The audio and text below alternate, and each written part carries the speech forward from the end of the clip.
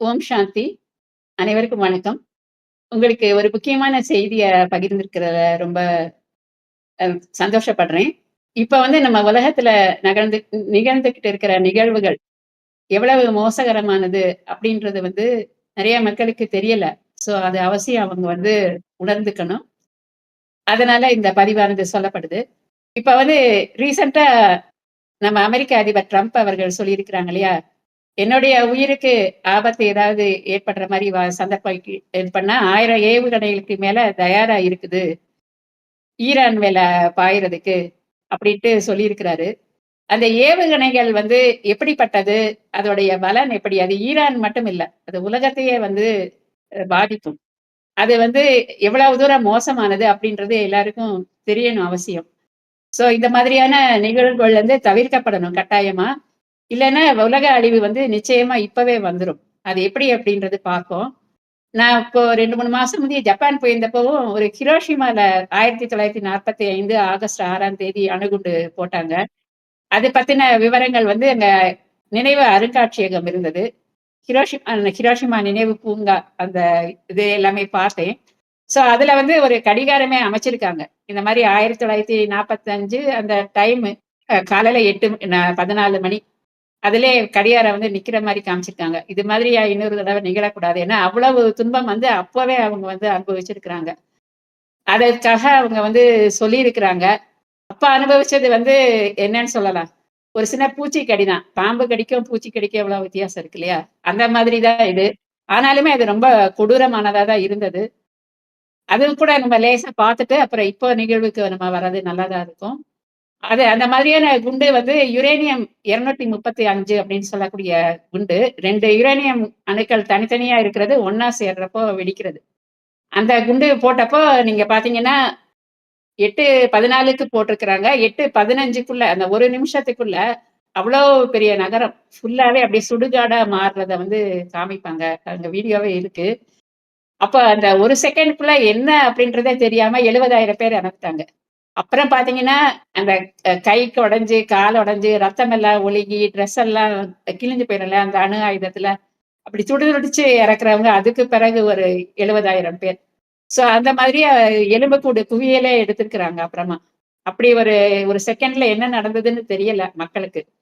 அவ்வளவு தூரம் தவிப்பு. அதுக்கு பிறகு ஆஃப்டர் எஃபெக்ட் வேற கேன்சரு அந்த மாரியா நெறைய இது. குழந்தைகள் வந்து ஊனமா பிறக்கிறது. இந்த மாரியே நெறைய நிகழ்வுகள் அவங்க வந்து அனுபவிச்சிருக்கிறாங்க. அது வந்து சொல்ல முடியாத கொடுமை.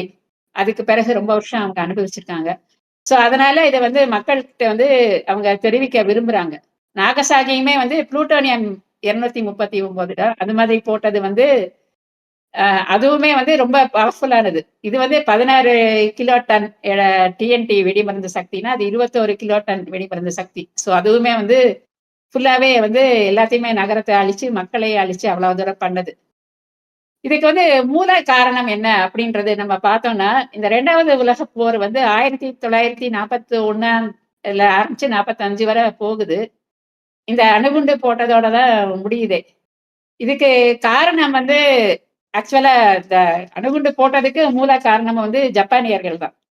அவங்க என்ன பண்ணாங்க அப்படின்னா, டிசம்பர் 7ஆம் தேதி வரை அமெரிக்கா நேரடியா போர்ல இறங்கல. அவங்க பெர்ல் ஹார்பர் அமெரிக்கா வந்து தாக்குறாங்க. ஜப்பானிய விமானங்கள் வந்து ஹவாயில உள்ள பெர்ல் ஹார்பர் திடீர்னு தாக்குறாங்க. அதனால அமெரிக்கர்களுடைய பல போர் கப்பல்கள், விமானங்கள் மூழ்கிருச்சு. 2400க்கும் மேற்பட்ட அமெரிக்கர்கள் உயிரிழந்திருக்காங்க. அப்ப ஜப்பான் வந்து தன்னோட செல்வாக்க விரிவுபடுத்துறதுக்கு அமெரிக்கா தடையா இருக்கு. அமெரிக்கா எண்ணெய் பொருளாதார தடையெல்லாம் விதிச்சிருந்தது. அதனால ரொம்ப அந்த கடற்படைய பலவீனப்படுத்தணும் அப்படின்ற ஆஸ்பெக்ட்ல தான் அவங்க வந்து சண்டைக்கு வந்திருக்கிறாங்களே. அப்ப வந்து விளைவு பார்த்தீங்கன்னா, கெடுவான் கேடு நினைப்பான் மாரி அவங்க பண்ணது அவங்களுக்கே வந்து வினையாயிடுச்சு. இப்ப அமெரிக்கா வந்து இந்த மாதிரியான மிரட்டல்கள், ஏவுகணைகள் இந்த மாதிரியெல்லாம் போடுறது பத்தி சொல்றாங்க இல்லையா? அதோட எஃபெக்ட் வந்து எப்படி அப்படின்றது வந்து நம்ம தெரிஞ்சுக்கணும். இதுக்கு பிறகு இந்த நிகழ்வுக்கு பிறகு, உலகம் எவ்வளவோ கஷ்டங்கள அனுபவிச்சதுக்கும் பிறகும், அணு ஆயுதத்த வந்து நிறுத்தணும் அப்படின்ட்டு தான் இத வந்து அணு ஆயுதத்துடைய தந்தை அப்படின்னு சொல்லுவாங்க இல்லையா? அவர் பேரு வந்து ராபர்ட் ஓப்பன்ஹைமர். அவர் தான் உருவாக்குனதே. அவர் என்ன சொல்றாரு அப்படின்னா, "இத வந்து நிப்பாட்டிருங்க. போதும் மக்கள் அனுபவிச்சது. அவருக்கு ரொம்ப குற்ற உணர்வாயிருது. ஆனா அமெரிக்கா சொல்லிருச்சு, இல்ல நாங்க மேல தொடர்ந்து ஹைட்ரஜன் அணுகுண்ட தயாரிக்க போறோம் அப்டின்னுட்டாங்க. சோ ஹைட்ரஜன் அணுகுண்டு வந்து எவ்வளவு பவர்ஃபுல் அப்டின்றது பார்த்தீங்கன்னா, அவங்க 1952ல வெடிச்சது வந்து அந்த ஐசோடோப்ன்னு சொல்லுவாங்க. ஹைட்ரஜனுக்கு ட்ரிட்டியம், டியூட்டரியம் இந்த மாரி அணு சங்கிலி தொடர் இணைப்புல வரும். அதுல வந்து கிடைச்ச பவர் பார்த்தீங்கன்னா 10 மெகாடன். 1 மெகாடன்ன்றது 1,00,000 கிலோ டன் 1,00,000 டன்களுக்கு சமம். 10,00,000 டிஎன்டி வெடிமருந்துக்கு சமம். அவ்வளவு பவர்ஃபுல்லானது. இவங்க போட்டது வந்து 10 மெகாடன். அப்பன்னா பார்த்துக்கோங்க. அப்ப 625 முறை அந்த அந்த வாரோட இத விட அவங்க அதிக அ சக்தி வாய்ந்ததா அது இருந்தது. அதுக்கு பிறகு ரஷ்யா அவங்க என்ன பண்ணாங்க அப்படின்னு பார்த்தீங்கன்னா, அவங்க தயாரிச்சது வந்து சார் அப்படின்னு ஒரு அணுகுண்டு தயாரிச்சாங்க. அது பார்த்தீங்கன்னா 50 மடங்கு அதாவது 50 மெகாடன் டிஎன்டி வெடிமருந்து. அதாவது ஹிரோஷிமால வெடிச்சதோட 3000லேருந்து 4000 மடங்கு அதிக சக்தி வாய்ந்தது. அவ்வளவு தூரம் ரேடியேஷன் வரை எவ்வளவு வரும்? இதெல்லாம் வந்து 1962லயே முடிஞ்சிருச்சு.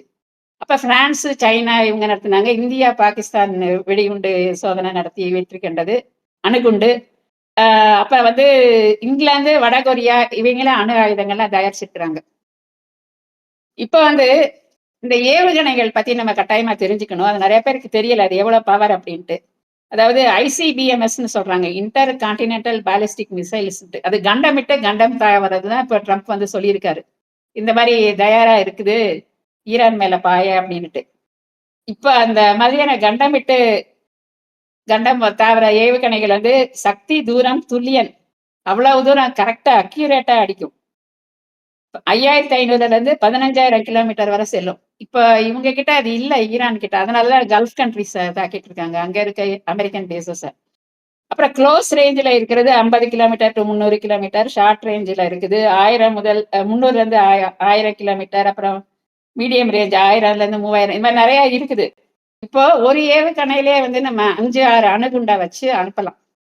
அப்போ எவ்வளவு பெரிய நாசத்த உண்டாக்கும் அப்டின்ட்டு பாருங்க. சோ அதுக்கு பிறகு இது வேற பண்ணாங்க. அடுத்த அதிபயங்கரமானது சப்மரீன் லான்ச்டு பாலிஸ்டிக் மிசைல்ஸ்ன்ட்டு. இது நீர்மூழ்கி கப்பல்ல இருந்து கடலுக்கு அடியில இருந்து நீண்ட தூர இலக்குகள வந்து தாக்கக்கூடியது இப்ப இருக்கிறது. இது பாலிஸ்டிக் ஏவுகணைகள். இத வந்து கண்டுபிடிக்கிறதே ரொம்ப கஷ்டம். எதிரி முதல் தாக்குதல் நடத்தினாலும் பதில் தாக்குதல் குடுத்துரும். இது வந்து பல நாடுகள்ட்ட இப்ப இருக்கு. America, Russia, England, France, China எல்லாம் இந்தியா இதெல்லாம் கூட வச்சிருக்குது. சோ சரி இப்படியே அணு ஆயுத போர் நடக்குது. ஈரான வந்து அடிக்கிறாங்கன்னே வச்சுக்கோங்க. ஏதாவது ஒரு கோபத்துல அப்படி பண்ணிடுறாரு. ஃபிராக்ஷன் ஆஃப் அ செகண்ட் கோபம் தானே மனுஷனுக்கு எல்லாத்துக்கும் எதிரி. அப்படி பண்ணிட்டாங்கன்னா, இந்த மாதிரியான பாதிப்புகள் சொன்னோம்னா ஹிரோஷிமா அதுக்கு தவிர மிக முக்கியமான ஒரு பாதிப்பு வருது. அது என்னன்னா, நீண்ட கால அபாயமா வர்றது நியூக்ளியர் வின்டர் அப்படின்ற அணு குளிர் காலம். அந்த அணு குளிர் காலம் வந்ததுன்னா, உலகளாவிய கால மாற்றங்கள் ஏற்படும். அப்ப வந்து பல நகரங்கள்ல பெரிய தீப்பற்றல் ஏற்படும். அந்த தீயில எழுதுற புகை வந்து கரித்துகள்கள் வளிமண்டலத்துல இருந்து மேல் அடுக்குகளுக்கு போயிரும். அப்ப சூரிய ஒளி வந்து மறைஞ்சு போகும். உலக வெப்பநிலை குறையும். விவசாய உற்பத்தி பாதிக்கப்படும். உணவு பற்றாக்குறை உண்டாகும். இந்த நிலை சில நாட்கள் அல்ல பல நாட்கள் வரை நீடித்து சுற்றுச்சூழல் மாசு, அதனால் பெரும் அழிவு உண்டாகும். பல உயிரினங்கள் வந்து அடியோடு அழிஞ்சு போகும். இப்போ அ இப்ப 1980லேயே உலகத்த வந்து பலமுறை அழிக்கக்கூடிய அணு ஆயுதங்கள் இருக்குது. இப்ப பார்த்தீங்கன்னா, அதுக்கு பிறகு இன்னும் 45 வருஷம் ஆச்சு. சோ, இப்ப நம்ம சொல்றோம் இல்லையா? ஜப்பான்ல வந்து அந்த ஒரு இன்ஸ்டிங்க்ட்ல அவங்க ஏதோ ஒரு முடிவு எடுத்து அப்படி பண்ணது அவங்களுக்கே வந்து வினையா போச்சு. இப்ப அமெரிக்கா பண்ணாலுமே, அமெரிக்காவ தாக்கக்கூடிய நாடுகள் பல வச்சிருக்குது இல்லையா? சோ, அதனால தான் அவங்க யோசிக்கிறாங்க. சோ, ஈரான வந்து 8,00,00,000 மக்கள் அவங்கள அழிக்கிறதுக்கு தயாரா இருக்கோம் அப்படின்னு சொல்றப்பவே, நம்ம மனிதர்களுக்கு வந்து எவ்வளவு தூரம் இந்த கருணை, அந்த ஒரு அன்பு, ஒரு யூனிட்டி இன் டைவர்சிட்டின்னு சொல்லுவாங்க. ஒரு ஒற்றுமை உணர்வு எல்லாமே குறைஞ்சுட்டு வருது அப்படின்றது நல்லாவே தெரியுது. அது உலக அழிவுல வந்து அது ஒரு காலத்தின் கட்டாயமா இருக்கு. இயற்கை சீற்றங்கள், எல் நினோ இந்த மாதிரியான நெறைய இது வருது. இப்ப கண்ட இடத்துலயும் பெரிய பெரிய மழை பெய்யுது.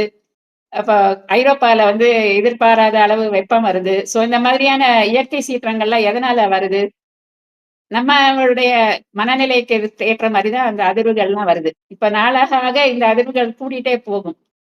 இப்போ தனி மனித கொள்கையினால உலகமே பாதிக்கப்படுறது அப்படின்றது நம்மளுக்கு நல்லாவே தெரியுது. சோ இது வந்து எவ்வளவு நாள் நீடிக்கும் அப்படின்றதும் சொல்ல முடியாது. சோ இந்த மாதிரியான பாதிப்புகள் இருக்கக்கூடிய உலகத்துல தான் நம்ம இப்ப வாழ்ந்துட்டு இருக்கோம். இப்ப நம்ம என்ன செய்யணும் அப்படின்னா, கூடுமான வரை எல்லாமே ஒற்றுமையா இருக்க வந்து முயற்சி பண்ணணும். இப்ப இந்த ஃபுட்பால் மேட்ச் இது எல்லாமே நடக்குது இல்லையா? வேர்ல்டு கப் இந்த மாதிரி இதெல்லாம். அதெல்லாம் ஒரு நல்ல இதுதான். சோ அது மாதிரியே ஒரு ஃப்ரெண்ட்ஷிப்பு, அந்த ரிலேஷன்ஷிப்பு அப்படி மெயின்டெயின் பண்றது வந்து நல்லது. ஆனா வார் அப்படின்ட்டு போனா, இப்ப வந்து நிச்சயமா உலக அழிவு வந்து உறுதியாயிடும். இப்போ சிவபாபா வந்தது 1936ல வந்தாரு. அதனால அப்பவுமே வந்து நம்மளுக்கு வந்து பிரம்ம பாபா வந்து எல்லாத்தையும் ஞானத்த குடுக்கல. கொஞ்ச நாள் கழிச்சு தான் அந்த விஷன் எல்லாம் வந்தப்போ 1998 அந்த மாதிரி ரேஞ்சுல தான் அவரு குடுத்துட்டு இருந்தாரு. அந்த டைம்ல தான் இந்த ஆட்டாம் பாம்புமே வந்துச்சு. ஏன்னா உலக அழிவு எப்ப ஸ்டார்ட் ஆக போகுது? அந்த ஆட்டாம் பாம் அந்த அணுகுண்டு வந்த பிறகு தான் இந்த மாரியான அறிவிப்பே வருது. சோ மனிதர்கள் வந்து உருவாக்கியதுனால மனிதர்களே அழியப் போறாங்க அப்படின்றது நமக்கு தெரியுது. அது காலம் தாழ்த்தி இருந்தா நல்லது. காலம் தாழ்த்தி வர்றது வந்து பரவால்ல. ஆனா இப்பவே வந்து வர மாரியான சூழ்நிலைகள்லாம் இருக்குது. சோ அத வந்து மக்கள் வந்து அவசியமா தெரிஞ்சுக்கணும். சோ இந்த மாதிரியான இதுகெல்லாம் தடுக்கிறதுக்கு நம்ம கையில எதுவும் இல்லனாலும் நம்ம வந்து பிரார்த்தனைகள் பண்ணலாம். தியானம் மேற்கொள்ளலாம். உலகம் நல்லா இருக்கணும் அப்படின்னுட்டு அ பிரார்த்தனை பண்ணி, தியானம் பண்ணி, எல்லாரும் நல்லா இருக்கணும். எல்லா மக்களும் நல்லா இருக்கணும். எல்லாரும் ஓரினம் தான். யாதும் ஊரே யாவரும் கேளீர். எல்லாரும் நம்ம சுற்றத்தார் தான். அப்படின்ற எண்ணம் வந்து நம்மளுக்கு மேலோங்க, மேலோங்க இந்த மாரி தீய எண்ணங்கள் பரவுறது குறையும். சோ அதனால நம்ம நல்ல நல்ல ஒரு அதிர்வலைகள வந்து பரப்புவோம். எப்பவுமே எல்லாரும் நல்லா இருக்கணும். எல்லா மக்களும் நல்லா இருக்கணும். எல்லா உலகத்திலும் நல்லா இருக்கணும். எல்லா ஜாதி, மதம், இனம் பேதம் எல்லாம் வேண்டாம். நம்ம எல்லாரும் ஒரே குலம், ஒன்றே குலம், ஒருவனே தேவன். அது மாதிரி ஒற்றுமையா வாழணும். அப்படின்ற எண்ணத்த வந்து நம்ம பரப்புவோம். நம்மளால அது முடியும். சோ இந்த வீடியோ அனைவருக்கும் உபயோகமா இருந்திருக்கும்னு நெனைக்கிறேன். நம்ம இந்த பதிவை இத்துடன் நிறைவு செய்து கொள்வோம். நன்றி.